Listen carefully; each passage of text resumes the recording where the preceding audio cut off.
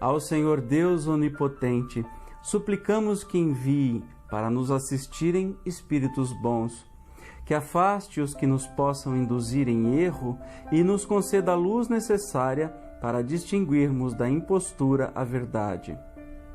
Afasta igualmente, Senhor, os espíritos malfazejos, encarnados e desencarnados, que tentem lançar entre nós a discórdia e desviar-nos da caridade e do amor ao próximo. Se procurarem alguns deles introduzir-se aqui, faze não achem acesso ao coração de nenhum de nós.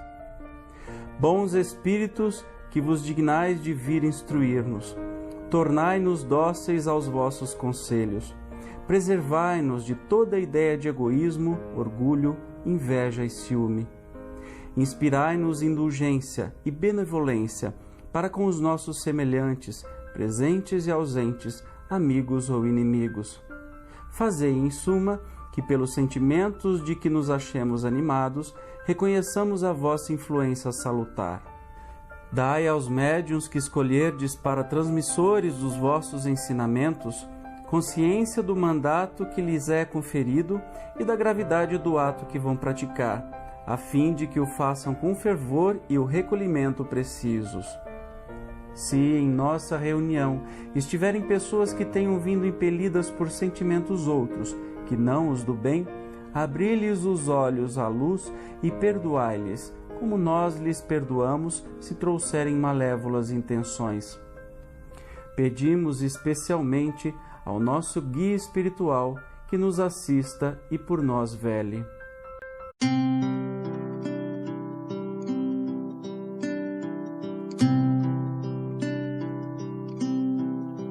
Ouço Deus no murmúrio das águas dos rios. Ouço Deus no furor dos ciclones bravios. Ouço Deus no cantar matinais dos pardais. Ouço Deus no lamento de pobres mortais. Vejo Deus nas estrelas perenes de luz. Vejo Deus no esplendor que a alvorada traduz. Vejo Deus no suave perfume da flor. Vejo Deus no adeus, companheiro da dor. Sinto Deus na saudade que evoca a lembrança. Sinto Deus no morrer de febris esperanças. Sinto Deus na tristeza de ver-te partir. Sinto Deus na tua volta, irmão, a sorrir. Ouço Deus no murmúrio das águas dos rios. Vejo Deus no furor de ciclones bravios. Sinto Deus no cantar matinais dos pardais. Ouço Deus no lamento de pobres mortais. Ação voltada para o bem, para a edificação do Evangelho e de um caminho mais edificante para todos nós, que possamos preservar os nossos sentimentos de não nutrir, não vitalizar inveja, ciúme ou desejos de atendimento de ansiedades que não são justificáveis, visto que nós temos um objetivo maior e um ideal maior para seguir. Para começar, é importante que nós possamos esclarecer sobre as diferenças entre calúnia, difamação e injúria. A calúnia consiste em imputar um falso testemunho ou um fato criminoso a outrem. Ou seja, eu utilizo a minha inteligência e a minha imaginação para inventar um enredo e dizer que uma determinada pessoa cometeu aquele determinado delito. E aí eu utilizo da maledicência para espalhar essa mentira e acabar denegrindo a imagem de alguém. A injúria é quando eu ofendo a dignidade do outro, sendo que para isso eu tenha contado uma verdade ou uma mentira. A injúria, então, é uma ofensa direta. E a difamação é essa imputação de um fato ofensivo à reputação de uma determinada pessoa. A calúnia, injúria e difamação, pela lei humana, são crimes imputados contra a honra.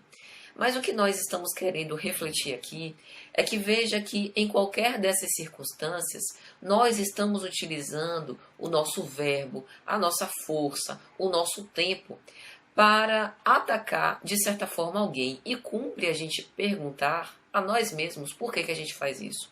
Quais são as nossas reais motivações?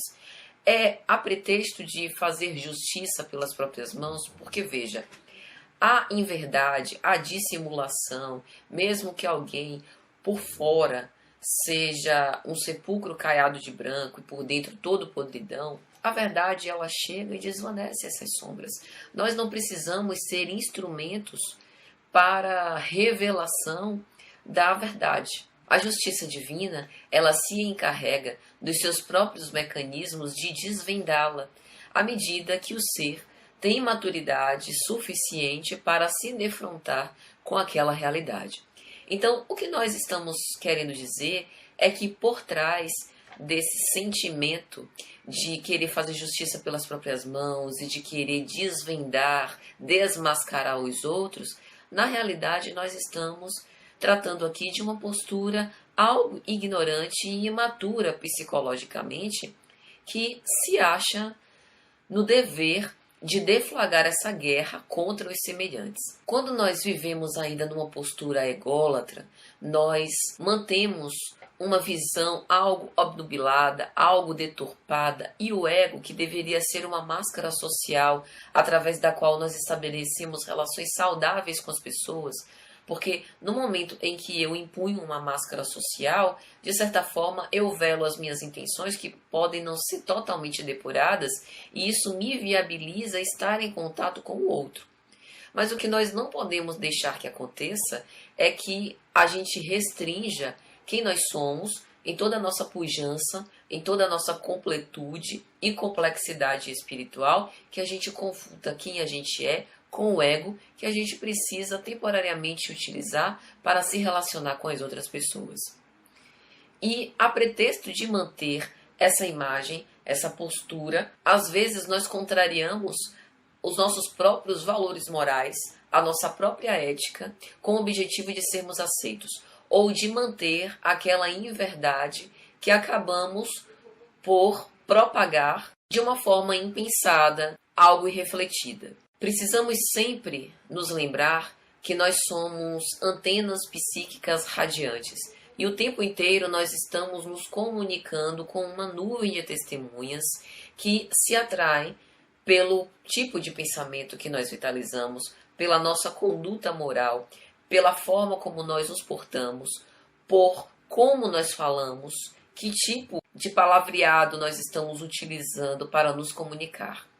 Assim como através da prece, através do pensamento elevado, nós temos condição de temporariamente deixar as densas sombras em que estamos imersos para alçar esferas mais elevadas e para poder nos conectar com a espiritualidade superior que nos assiste, quando nós nos demoramos em posições inferiores e vitalizamos esses sentimentos menos nobres, nós também nos conectamos com essas faixas mais rasas.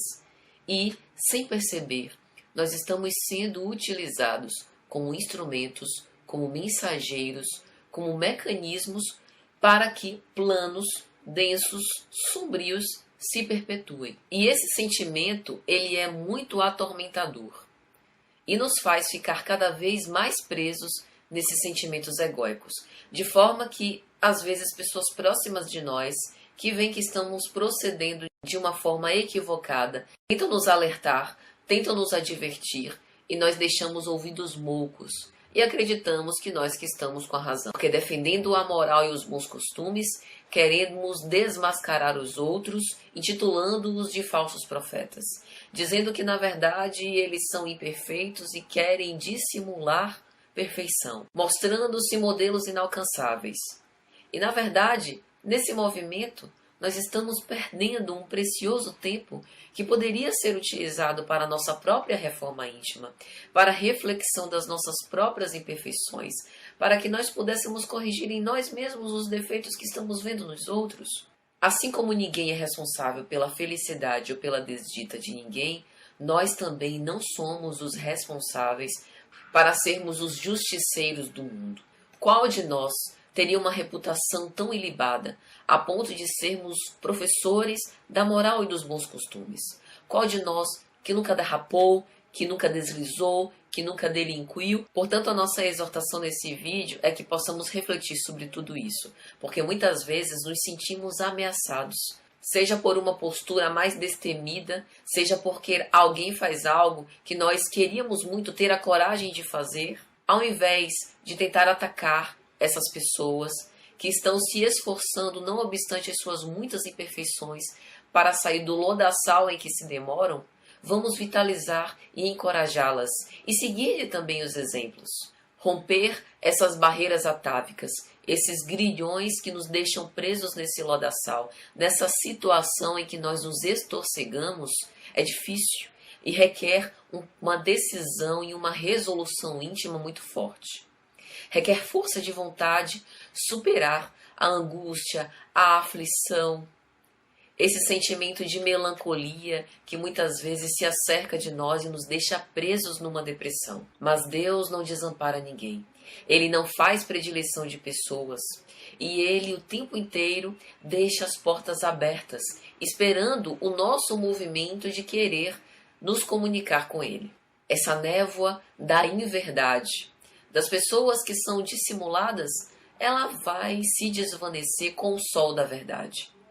Que nós também possamos nos iluminar com esse sol, que provém da estrela fulgurante e inesquecível de Jesus. E que possamos nos iluminar para, de certa forma, também colaborar com a iluminação do caminho dos outros. E quando formos alvo de alguma calúnia ou difamação, que possamos desmentir esses falsos testemunhos que nos são levantados através dos nossos atos de bondade, através da perseverança do bem.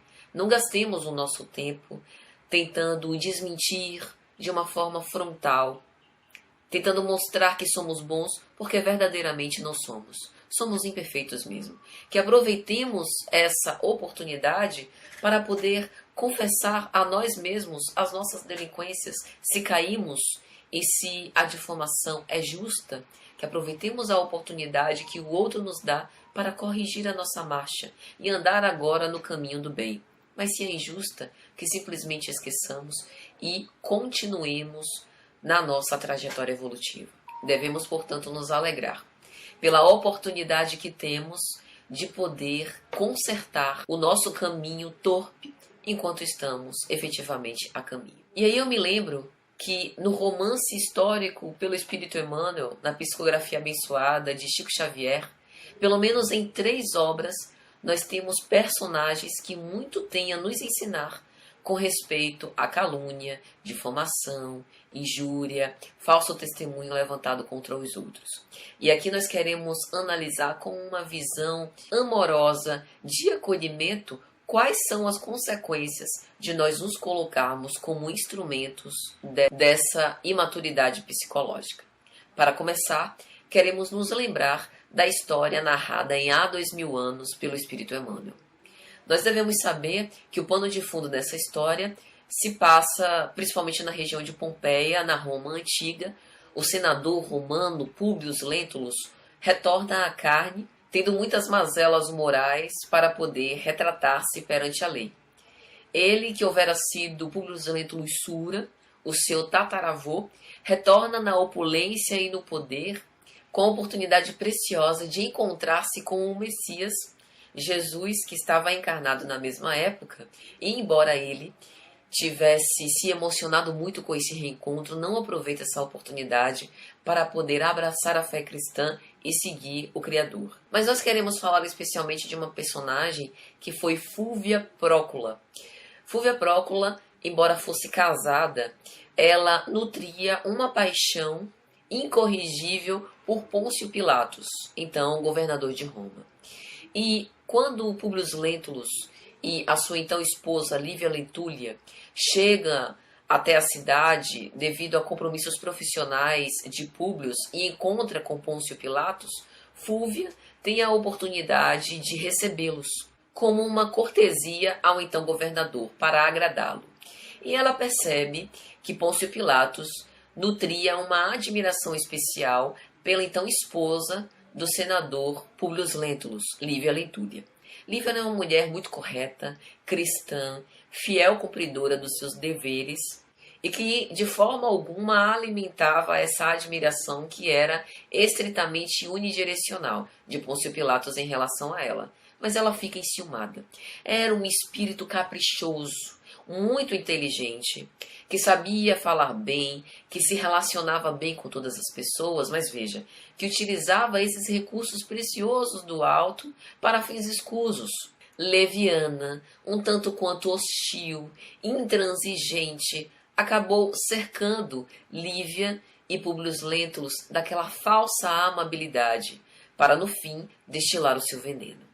Nutrindo veneno e extremo despeito, ela é responsável e autora de uma campanha difamatória e caluniosa contra Lívia, a ponto de fazer com que Públio Lentulus se voltasse contra a esposa. Ela arma uma cena completamente inverídica, manipulando as circunstâncias, quando Lívia procura o governador de Roma para pedir a favor do Cristo. E então Fúvia dá a entender que aquele era um encontro amoroso, feito às escondidas, sendo que Lívia o procura às escondidas justamente para não causar contrariedade no seu então esposo, Públio Lentulus, que não gostava do fato dela ser cristã. Públio acaba dando ouvidos à calúnia, muda completamente a sua conduta dentro do lar, deixa-a num exílio emocional, mantendo-a apartada dos seus compromissos conjugais, mas ainda dentro do lar, mais profundamente humilhada, e mais tarde ele vai se arrepender amargamente daquilo que fez. Naquele momento ele cava um abismo espiritual imenso entre a moralidade ilibada de Lívia Lentúlia e entre o seu estado de ainda imaturidade psicológica e espiritual. Fúvia Prócula, por perder o seu tempo nessas campanhas difamatórias, não dá a educação moral necessária à sua filha Aurélia, e muitas vezes é assim que acontece. A gente perde tempo nutrindo esses sentimentos de inveja e despeito pelos outros, utilizando o nosso verbo para fazer maledicência contra as pessoas e esquece dos nossos deveres. E mais tarde a justiça divina irá nos perguntar: o que fizeste dos tesouros que lhe confiei? Os filhos são tesouros nossos, que nós devemos dar-lhe educação moral, preparar-lhe para as lutas redentoras que a vida nos oferece. E nós colheremos conforme houvermos semeado, a cada um segundo as suas obras. Fúvia Prócula termina louca, envenenada pela própria filha. Fomentou, basicamente colocou-a no meretrício. A sua filha Aurélia foi autora de cenas deprimentes de adultério, de Plínio Severus, junto com Flávia Lentúlia, então filha de Públio Lentulus, porque o capricho das suas paixões não podia resignar-se com a situação que a vida lhe forneceu. E a pretexto de realizar todas as suas fantasias e desejos, partiu para a delinquência moral, para passar por cima dos valores morais e, através do adultério, tentar consorciar-se, rompendo a conjuntura na qual estava. E Aurélia, por não ter essa referência moral, por não ver na mãe esse modelo de feminilidade e de honradez que ela deveria ter ensinado, acaba delinquindo nesse triângulo amoroso. Veja, nós não estamos culpabilizando ou responsabilizando de uma forma direta Fúvia em relação ao adultério de Aurélia. A Aurélia é responsável pelo adultério que cometeu. Mas Fúvia tinha responsabilidade de dar esses direcionamentos morais que faltaram a Aurélia. Não necessariamente isso a livraria de ter delinquido no adultério, mas poderia ter sido uma vacina em relação a essa doença pertinaz da nossa alma. Fúvia termina, portanto, sofrendo com feridas cancerosas por todo o seu corpo. Louca, confessa, já no leito de morte, todos os seus crimes a Emiliano, com o qual a sua filha Aurélia houvera se casado. E Emiliano, sem suportar toda aquela verdade dilacerante, suicida-se. E de mais esse crime, Fúvia foi corresponsável. Então, meus amigos, nós estamos narrando essa história de uma forma superficial, perfunctória, justamente para que nós possamos refletir qual é a colheita que teremos da forma como nós vamos nos conduzir. E os exemplos não param por aí. Em mais um romance histórico pelo Espírito Emmanuel, na obra 50 anos depois, nós temos a célebre personagem Cláudia Sabina. Cláudia Sabina faz todo um enredo difamatório, ignominioso, para tentar separar Elvídio Lúcius de Alba Lucinha. Ela, que era uma moça pobre, apaixona-se perdidamente por Elvídio Lúcius, de forma que engravida através dessas paixões desvairadas. Ela abandona o seu filho na porta de Quinéio Lúcius, um ancião muito conhecido do patriciado romano, que na verdade era o avô da criança. A criança é Silano, e mais tarde a própria vida se encarrega de promover esse encontro entre Cláudia Sabina e Silano em circunstâncias que nós vamos ver. O que acontece é que Cláudia Sabina acaba se casando com Lólio Úrbico, que era prefeito dos pretorianos, e ela passa de plebeia humilhada para uma mulher de posses, fazendo parte da oligarquia, do alto escalão social da sociedade que vive. Nutrindo então uma frivolidade e um capricho, mais uma vez, assim como Fúvia, na obra que nós citamos há pouco de há 2000 anos, utiliza sua inteligência para satisfazer os caprichos pessoais, para espalhar a discórdia, as dissensões, essas maledicências. E maledicência a gente espalha e não sabe os frutos que a gente vai colher. Insatisfeita com o seu próprio casamento, que era apenas de aparências, tenta separar Elvídio Lúcius da sua mulher Alba Lucinha, que foram unidos pelo autêntico amor divino. Chega a procurar uma médium, Plotina, para tentar matar Alba Lucinha, e é Plotina quem a diverte. Ela está sendo protegida por um anjo, Célia Lúcius, que mais tarde vai aparecer na obra Renúncia pelo mesmo Espírito Emmanuel como Alcione, uma estrela brilhante que nem precisaria mais reencarnar na Terra. E aí, ao invés de matar frontalmente a sua rival, ela decide fazer um enredo difamatório e profere uma calúnia contra ela. Rouba um enjeitado que acabara de nascer, aproveita um momento em que Elvídio Lúcio se afasta do lar por muitos meses e tenta caluniá-la, dizendo que ela teve relações extraconjugais com o próprio marido, Lólio Úrbico, e que nasceu um filho desse consórcio. Mas o que ela não esperava é que Célia Lúcius, num ato de extremo heroísmo, assume a maternidade da criança, livrando a sua mãe da calúnia, e paga todos os efeitos por conta desse ato heróico. É expulsa de casa, quase assassinada pelo seu próprio pai, e se vê na penúria, na miséria, mas assume até o final a maternidade dessa criança. Mas o que nós queremos falar é sobre o desfecho da vida de Cláudia Sabina. Não apenas ela não conseguiu ficar com Elvídio Lúcius, como acaba atormentada, louca, assim também como Fúvia. E no fim da sua vida, reencontra-se com o filho que abandonou.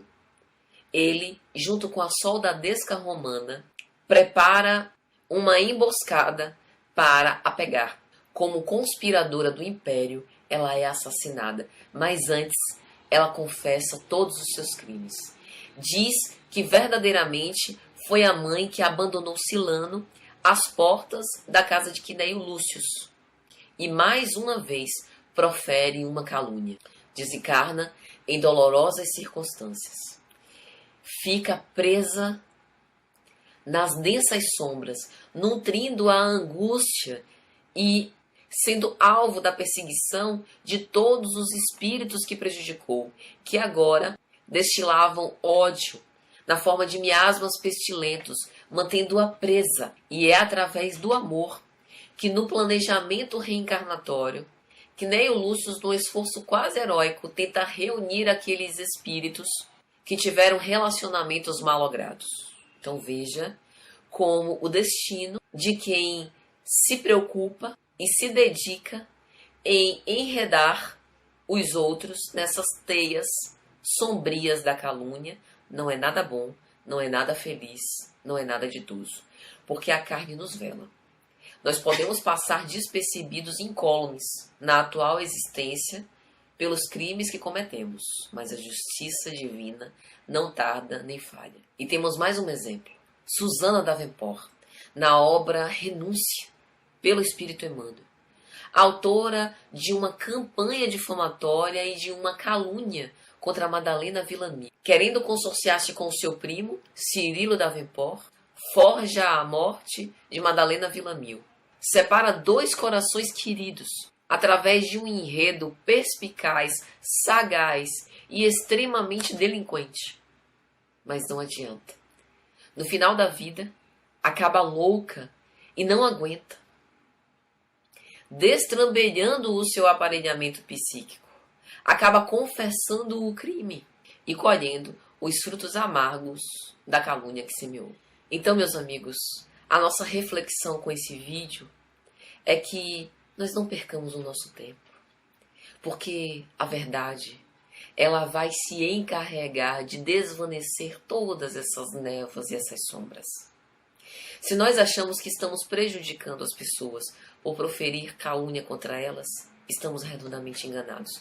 Estamos prejudicando a nós mesmos, estamos atrasando a nossa marcha, perdendo o nosso precioso tempo, espalhando mentiras sobre os outros, e mesmo que seja verdade, Deus é justo e bom. Deixemos que Ele faça a sua parte. Ele tudo sabe, Ele tudo vê. Ele vê as nossas dores, vê as nossas aflições, as nossas necessidades e nos atende. Deus sempre nos atende, nem sempre com a satisfação dos nossos caprichos. Justamente por muito nos amar, é que Ele nos preserva.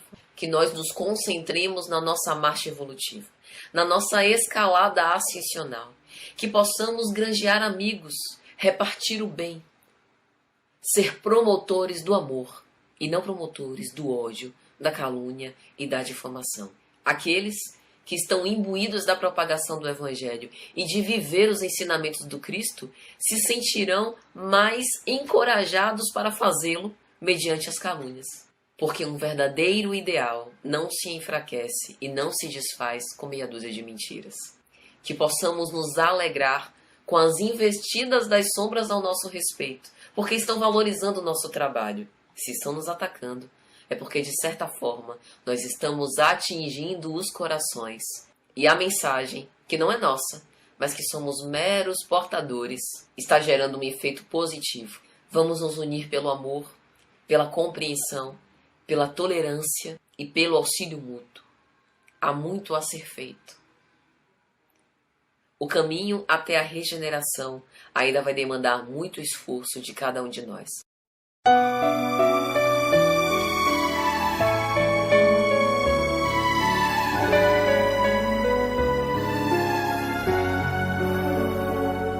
Senhor, fazei-me um instrumento de vossa paz. Onde houver ódio, que eu leve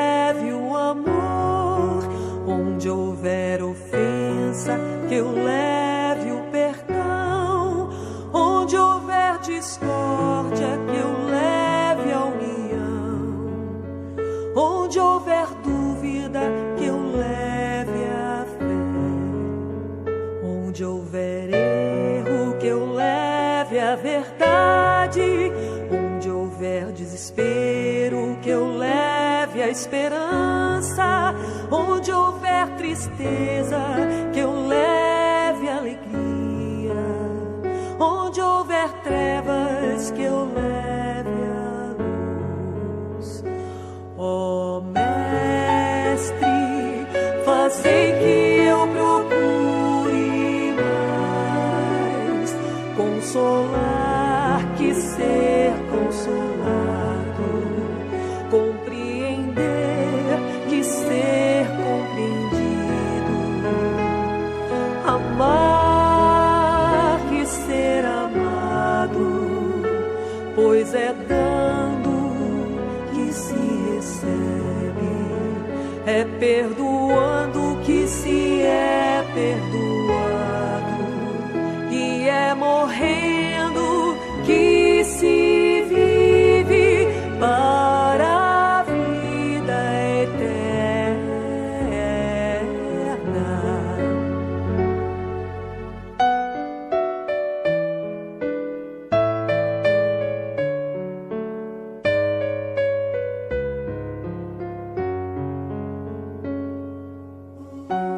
Senhor,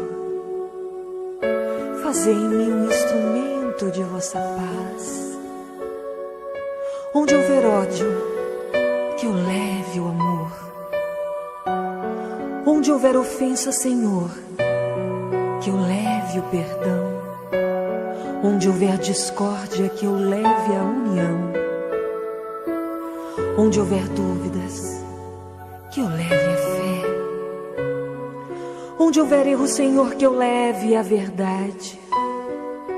Onde houver desespero, que eu leve a esperança. Onde houver tristeza, Senhor, que eu leve a tua alegria. Onde houver trevas, permita, Senhor, que eu leve a luz. Ó Mestre,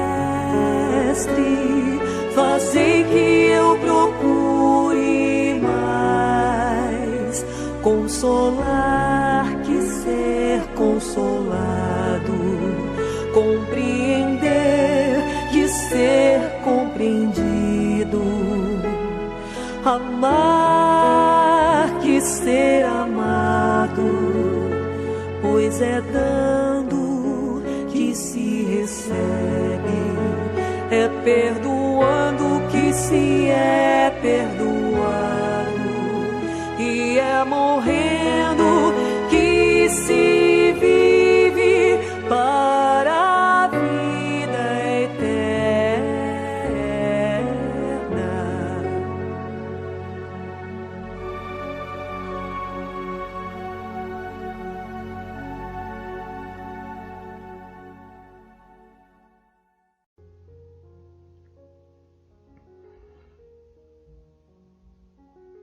Neste momento, estará acompanhado dos Espíritos de luz, missionários de Jesus Cristo que trazem energias de cura e luzes de fortalecimento.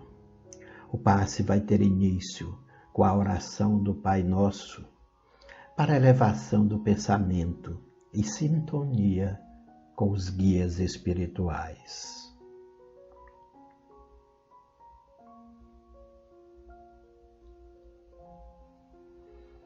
Pai nosso que estais no céu, santificado seja o vosso nome.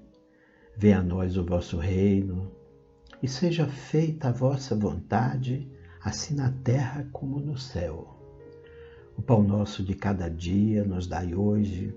Perdoai as nossas ofensas, assim como nós perdoamos a quem nos tem ofendido. E não nos deixeis cair em tentação, mas livrai-nos do mal. Amém. Agora, lentamente permita que sua respiração ocorra de forma suave e profunda. Deixe-se relaxar como seu corpo flutuasse nas nuvens, sempre respirando lentamente e profundamente. Sinta o relaxamento de cada parte do corpo, à medida que entra mais e mais em seu íntimo.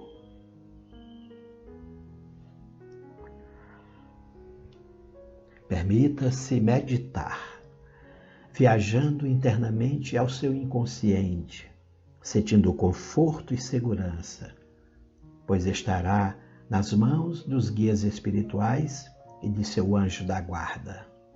Saibas que o passe para tratamento de enfermidades do corpo espiritual se destina à preparação do seu ser para o início de seu processo de cura.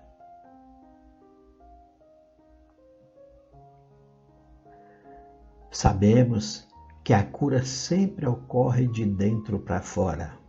Curando-se a alma, o corpo também receberá a cura. Sabemos que o processo que gera toda a enfermidade, todo o sofrimento, todo o desequilíbrio e toda perturbação inicia-se a partir da desarmonia da alma.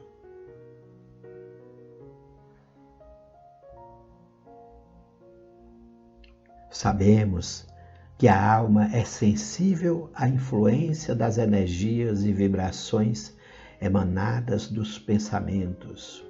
Compreendemos que a alma se fortalece a partir das energias do amor, da paz e da caridade, da fraternidade e do carinho humano.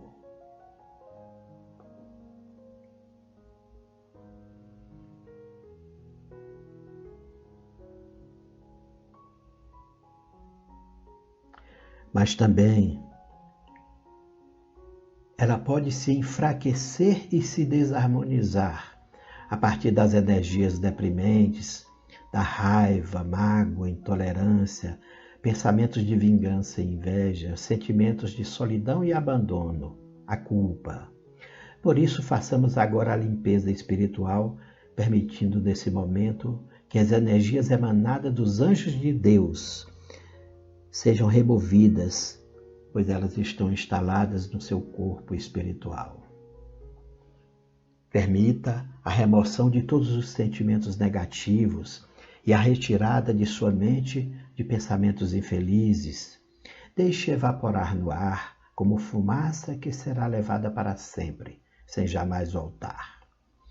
Libere todo o sofrimento e culpa, libere a mágoa, a raiva do peito, libere as dúvidas e medos, se desapegue do egoísmo.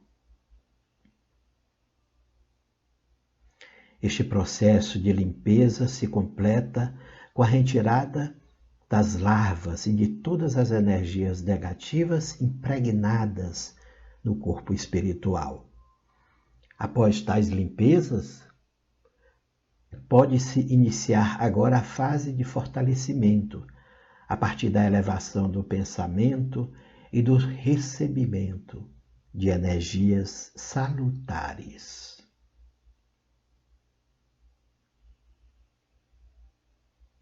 Sinta neste momento o recebimento de energias e vibrações em forma de amor puro, de compreensão e generosidade, da caridade e da felicidade. Sinta os raios provindos da espiritualidade de luz, penetrando gentilmente em todo o seu ser, fortalecendo e tonificando sua alma, equilibrando e harmonizando seu espírito, alegrando e trazendo bem-estar e segurança. Acompanhe agora a oração a Deus, nosso Pai, para agradecer este momento de louvor e bênçãos divina. Senhor Deus, Pai amado, entrego-me a Ti nesta hora em que recebo de Teus missionários a luz divina de fortalecimento e de cura.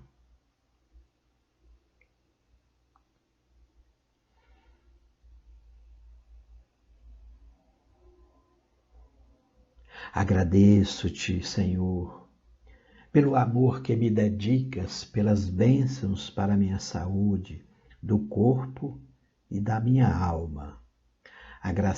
Agradeço-te, Pai amado, pelo dom da vida que me destes, pela alma imortal e pela experiência terrena para que eu possa evoluir.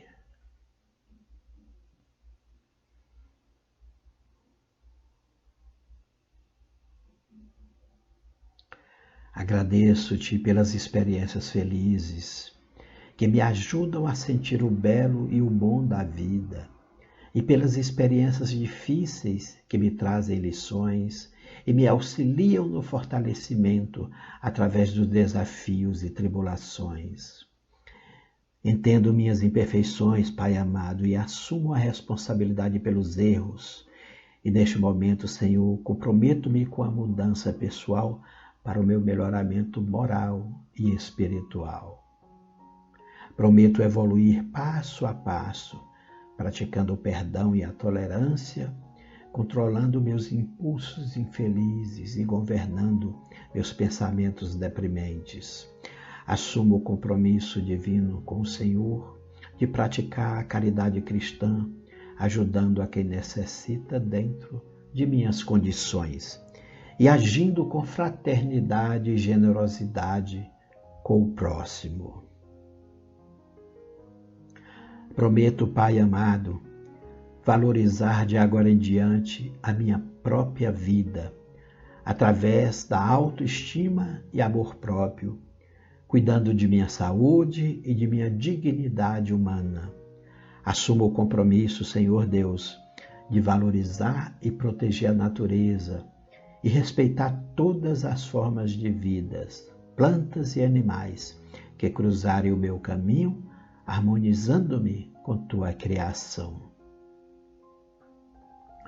Prometo, amado Criador, amar a ti sobre todas as coisas, e de todo o coração e com todas as minhas forças, e amar meu próximo como a mim mesmo, para promover a paz e a harmonia no universo. E assim, amado Senhor, espero humildemente ser merecedor de tuas bênçãos e de teu amparo, nos momentos felizes e nos momentos difíceis. Por isso, agradeço profundamente as luzes e vibrações de energias divinas e salutares que me são entregues neste momento pelos teus anjos e missionários de luz para o meu fortalecimento e cura espiritual. Recebo tais energias de cura de forma a me fortalecer, equilibrar e harmonizar comigo mesmo e com o universo, com as pessoas e com a natureza.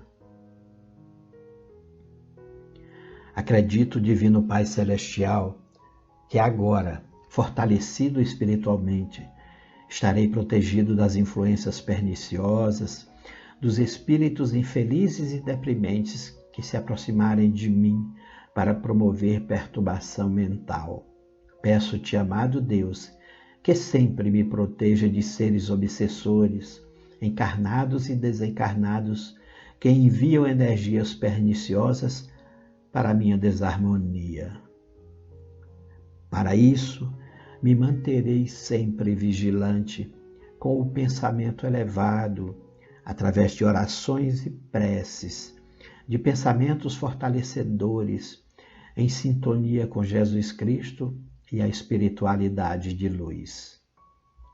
O passe espiritual está chegando ao final. Agradeça a Deus por este momento sublime. Agradeça a Jesus Cristo pelas lições e orientações. E agradeço a espiritualidade pelas vibrações de cura. Agora você pode voltar lentamente e calmamente ao seu estado natural, lembrando de tomar o seu copo de água, que foi fluidificada e recebeu a medicação para o fortalecimento de sua alma. Que nosso Pai Celestial lhe abençoe. Assim seja. No meu universo interior, dentro de mim, alguma coisa se modifica. eu me torno mais vibrante, mais centrado, cada vez melhor nos meus sentimentos e nos meus entendimentos. Estas palavras são de grande valia, importância e mudança. São no universo uma nova dança que atrai os desejos de quem o lança. O som da minha voz traz a vibração, a energia, vibra, ecoa e alcança todo o universo. Enquanto gravo, ouço ou falo estas palavras, tudo de bom se reúne dentro de mim. Tudo vem fácil, simples assim. E uma força de vibração, de energia, se alinha ao todo. E eu entro no meu vortex, me alinho, me sintonizo com tudo aquilo que eu desejo, que agora é parte de mim. Somos um. Eu sou isso, e isso que eu quero sou eu. Eu tenho, recebo, permito e atraio tudo de bom. Não uma parte ou um pouco, mas tudo o que é bom para mim, pois é normal, é para ser assim.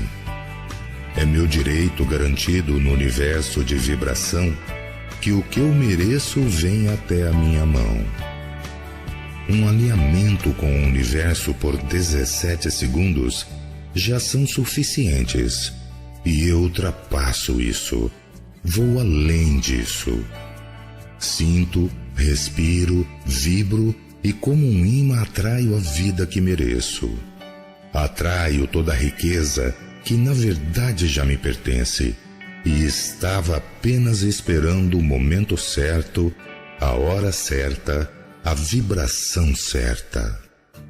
Pelo entendimento e o sentimento de merecer e por tudo ser tão simples e fácil, eu quero agradecer. Gratidão pela família que recebi. Gratidão pela paz que habita em minha alma, por este sentimento que me acalma. Gratidão por poder doar esta paz àqueles que me cercam. Gratidão por haver tanta prosperidade e por sentir que é tão fácil receber. Gratidão porque eu vibro na faixa do merecimento, do recebimento, do atrair tudo de bom. Gratidão por ser um ser eterno e saber disso. Gratidão por ter a missão de aprender, crescer, evoluir, sem pedir, apenas recebendo e permitindo receber. Sou grato porque amo. Sou grato por ser amado. Sou grato pela prosperidade e por isso ser verdadeiro. Sou grato porque vivo em paz comigo e com os outros.